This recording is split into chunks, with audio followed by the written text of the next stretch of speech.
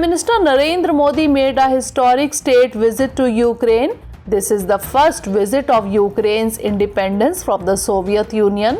Discussion was also held on ways and possibilities to end the ongoing war between Russia and Ukraine.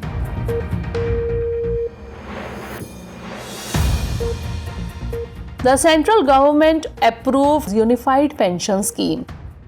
Provision of guaranteed pension has been made for all central government employees. The scheme will be effective from 1st April 2025. ISRO completed the design for Chandrayaan 4 and 5. However, the government's approval has not been received yet.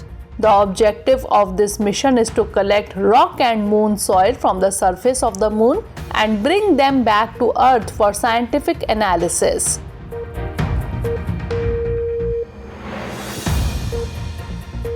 The central government allowed UPSC to do Aadhaar authentication of candidates. Its objective is to prevent fraud in UPSC.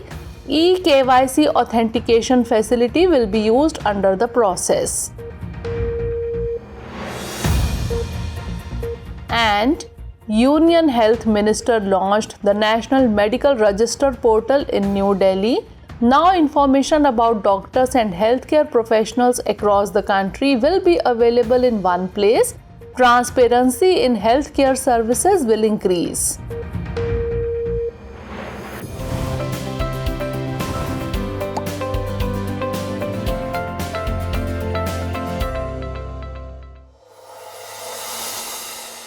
Recently, Prime Minister Narendra Modi made a historic state visit to Ukraine. During this, he met the Ukrainian President. He also paid tribute to the children killed during the Russian invasion. Prime Minister Modi discussed ways and possibilities to end the ongoing war between Russia and Ukraine and suggested that the solution can only be found through dialogue and diplomacy. Let us tell you that this is the first state visit of any Indian Prime Minister to Ukraine after its independence from the Soviet Union in 1991, which is being considered a sign of strengthening diplomatic relations and increasing cooperation between the two countries. At the same time, both leaders held important discussions towards elevating bilateral relations from a comprehensive partnership to a strategic partnership. Also, 4 agreements were signed between the two sides, which will enhance the cooperation for high-capacity development projects. These agreements include agreements on humanitarian assistance, agriculture and food industry, cultural cooperation, and drug quality regulation. Let us inform you that the trade relations between India and Ukraine have declined significantly after the start of the Russia-Ukraine war in the year 2022. In such a situation, according to the data released by the Ministry of Commerce, the total trade between India and Ukraine in 2021-22 was $3.39 billion, which went down to $0.78 billion in 2022-23 and $0.71 billion in 2023-24. Recently, the central government has approved UPS, that is Unified Pension Scheme. This scheme is based on the recommendations of the TV Somnathan Committee, which was constituted in 2023. The new pension scheme will be effective from 1st April 2025. All the central government employees have been guaranteed a pension equal to 50% of the average basic salary drawn in the last 12 months of service on the completion of a minimum 25 years of service, while a minimum pension of Rs 10,000 per month on superannuation after a minimum 10 years of service. A proportional pension amount will be provided based on the years of service completed between 10 and 25 years. At the same time, if the employee dies, then his family will be given 60% of the last basic salary drawn before his or her demise as a family pension.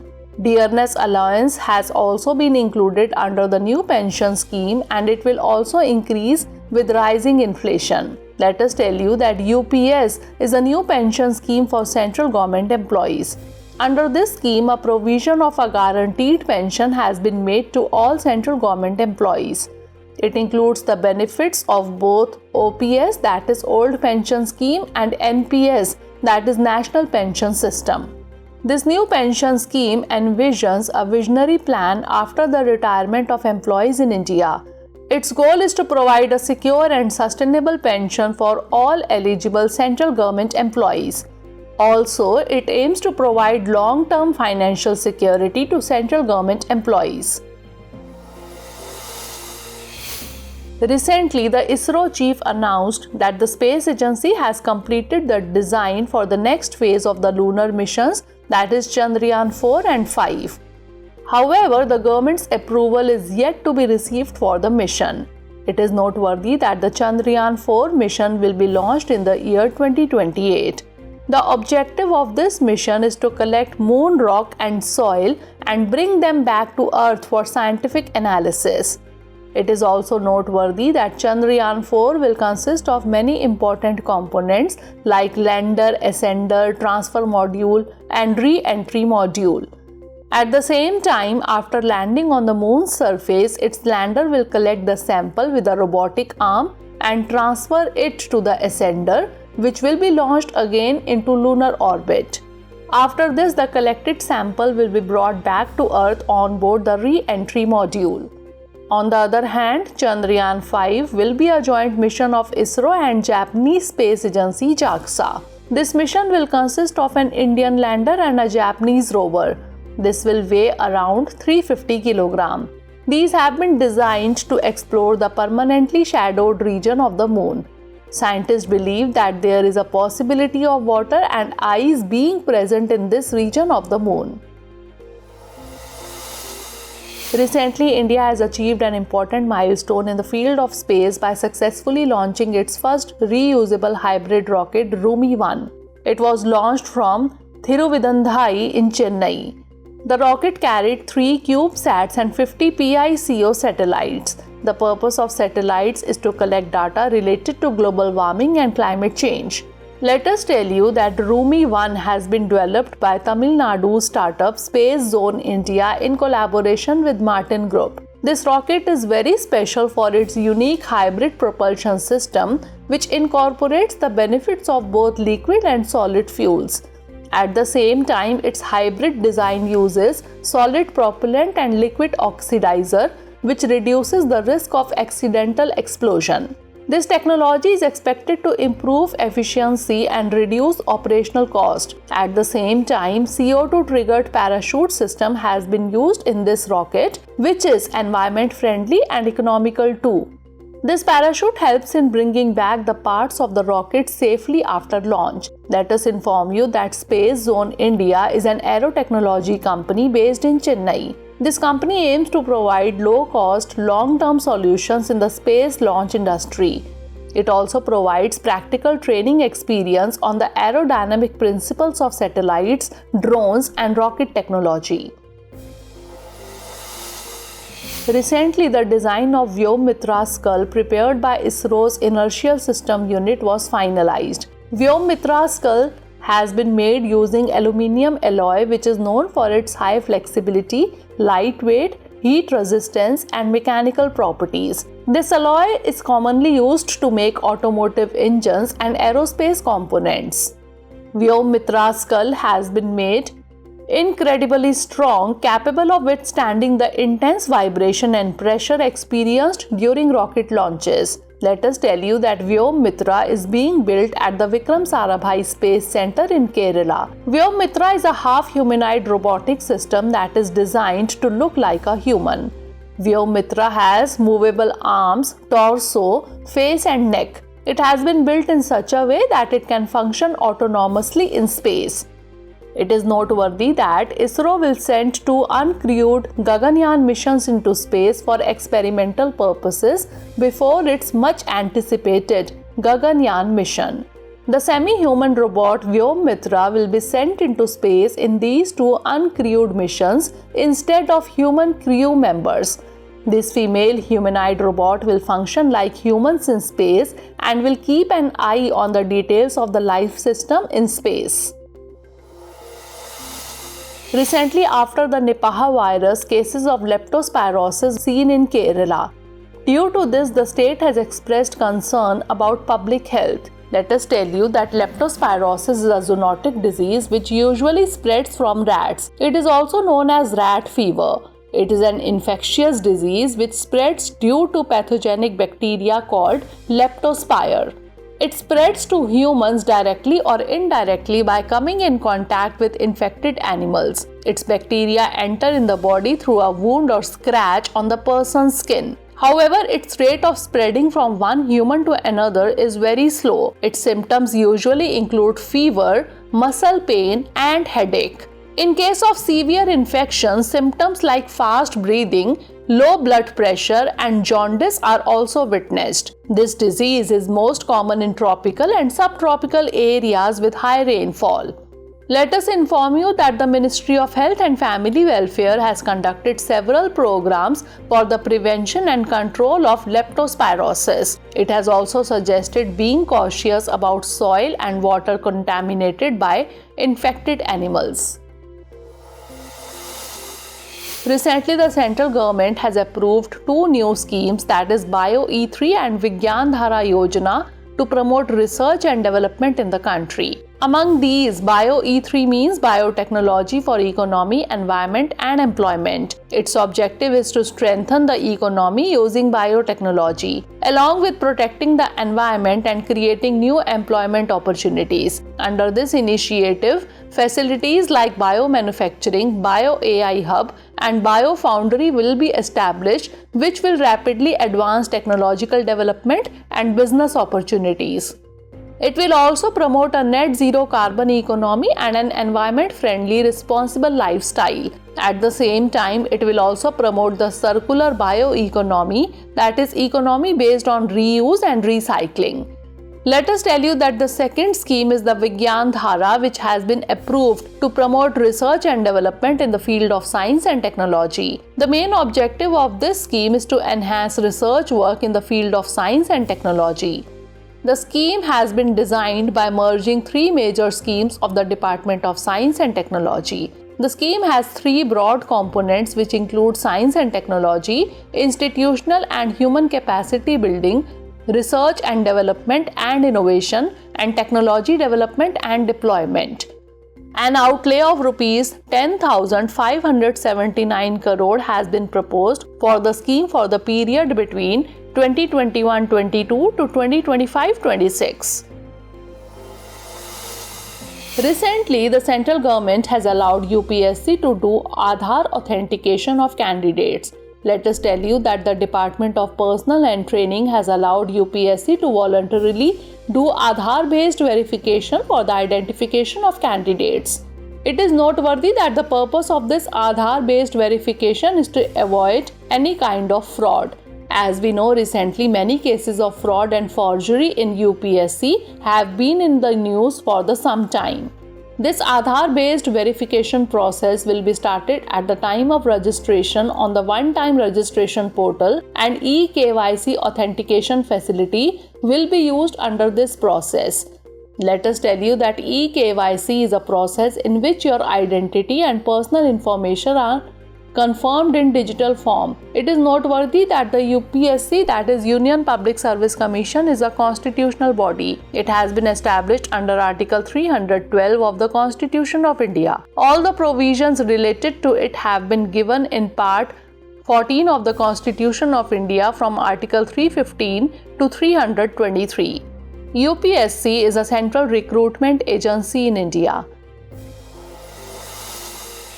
Recently, the Union Health Minister launched the NMR, that is National Medical Register Portal in New Delhi. The objective of this portal is to create a database of the information of doctors and healthcare professionals across the country. This will help people to get correct and authentic information about certified doctors. Also, transparency in health services will be promoted through this portal. Let us tell you that the National Medical Register has been made mandatory under Section 31 of the National Medical Commission Act 2019, in which it is told that the Ethics and Medical Registration Board will maintain a national register in electronic form. The NMR portal will consist of information about the names, addresses, and all the recognized qualifications of the doctors. Let us inform you that NMR is a database which will have information about all the allopathic MBBS doctors of India. The special thing about this NMR portal is that it will be linked to the Aadhaar ID of the doctors, so that the identity of the doctor and the authenticity of his information can be ensured. Its purpose is to promote transparency and reliability in doctors and health services. Recently, Prime Minister Narendra Modi addressed the Lakhpati Didi Sammelan in Jalgaon, Maharashtra. During this, he presented certificates to 11 lakh new Lakhpati Didis. Along with this, he also released a revolving fund of Rs 2,500 crore. At the same time, the Prime Minister also distributed bank loans worth Rs 5,000 crores for self-help groups. Let us tell you that the Lakhpati Didi scheme is an initiative started under the Deen Dayal Antyodaya Yojana National Rural Livelihood Mission. The objective of this initiative is to empower rural women by providing vocational training, access to the market and funding. Also to help them earn more than Rs 1 lakh annually through self-help groups. If the data is to be believed, more than 1 crore women have become Lakhpati Didi by June 2024. The interim budget 2024-25 enhanced the target from 2 crore to 3 crore Lakhpati Didis by the next year. Let us inform you that the self-help group in India started in the 1980s. Its purpose is to help in economic and social development by organizing rural women and weaker sections. At the same time, it provides a platform for people to participate in small loans, savings, and economic activities. With all the top news we have covered in this bulletin, let's now focus on 5 questions based on the all news covered so far.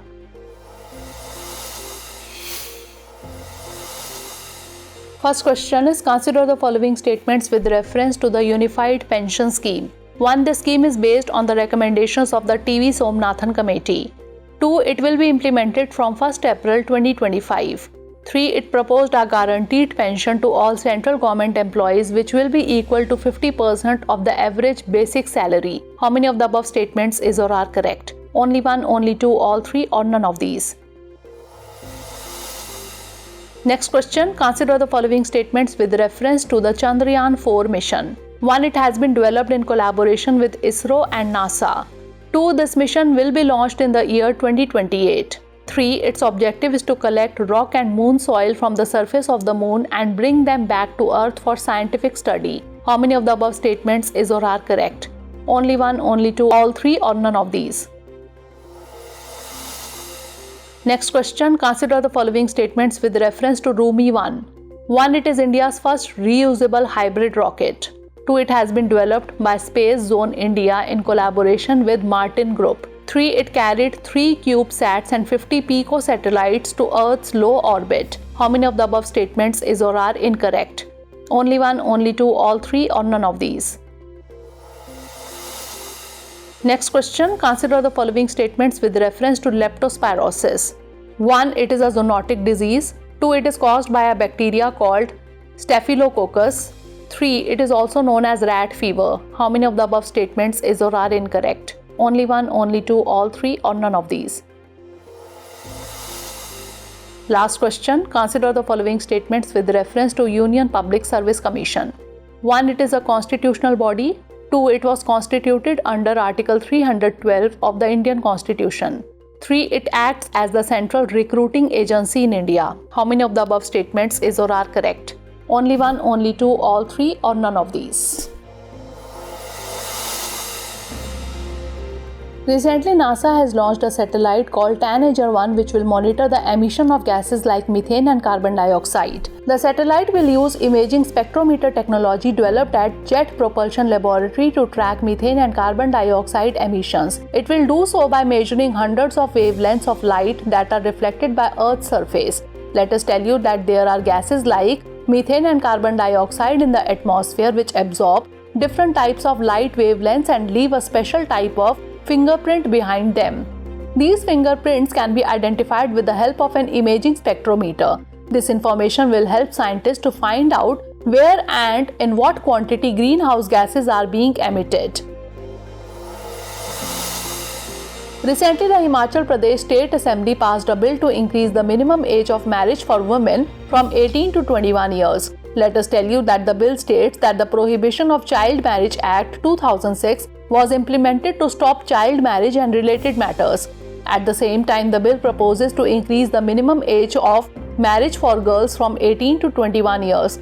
Its purpose is to facilitate gender equality and opportunities for higher education and personal development for girls.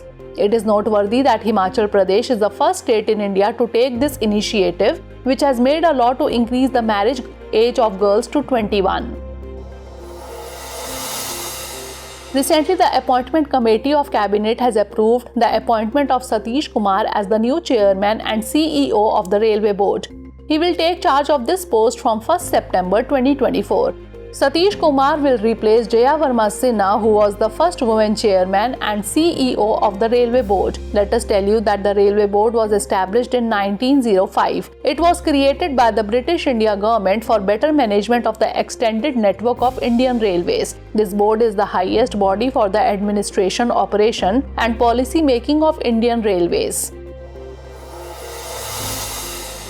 Recently, the Union Cabinet approved the establishment of 12 new industrial smart cities. An outlay of Rs 28,602 crore is proposed for this project. It is noteworthy that these cities will be developed under the National Industrial Corridor Development Program. Through this initiative, there will be a possibility of 1 million direct employment and more than 3 million indirect employments. The project will be expanded in 10 states and is planned to be implemented in 6 major corridors. It will include world-class greenfield industrial smart cities that will be developed ahead of demand with plug-and-play and walk-to-work concepts. Recently, Hurun India Rich List 2024 has been released. For the first time, more than 300 billionaires of India have been included in the list over the past 7 years. According to this list, Gautam Adani has become the richest person in the country, leaving behind Mukesh Ambani. His total wealth is estimated to be more than Rs 11.6 lakh crore. It was due to the tremendous jump in the shares of Adani Group, which was increased by about 95% in a year. At the same time, Mukesh Ambani's net wealth also increased by 25% to Rs 10.14 lakh crore in 2024, with which he has become the second richest Indian, while Shiv Nadar and HCL family have become the third richest Indian. Let us tell you that Hurun India Rich List was launched in 2012 by Anas Rahman Junaid. Hurun Global was founded in London in 1998 and it has a presence in India, China, France, UK, USA, Australia, Japan, Canada and Luxembourg. Recently, the Minister of State for Defence launched the Indian Coast Guard first fully indigenous pollution control ship ICGS Samudra Pratap in Goa. It has been indigenously built by Goa Shipyard Limited, which have been built for the Indian Coast Guard. This vessel will help in detecting and preventing oil spill incidents on the country's sea coast. It has signed a contract for the construction of 2 pollution control vessels at a cost of Rs 583 crore. Recently, the Union Cabinet has approved the expansion of the Agriculture Infrastructure Fund. Its purpose is to promote agricultural infrastructure in India and make the scheme more effective, inclusive, and attractive to more beneficiaries. These initiatives aim to expand eligible projects and integrate additional support measures to foster a robust agricultural infrastructure ecosystem. Let us tell you that the Agriculture Infrastructure Fund is a financing facility for agricultural infrastructure in the country. It was launched in July 2020. It finances farmers, agricultural entrepreneurs and farmer groups such as farmer producer organizations, self-help groups, joint liability groups, etc.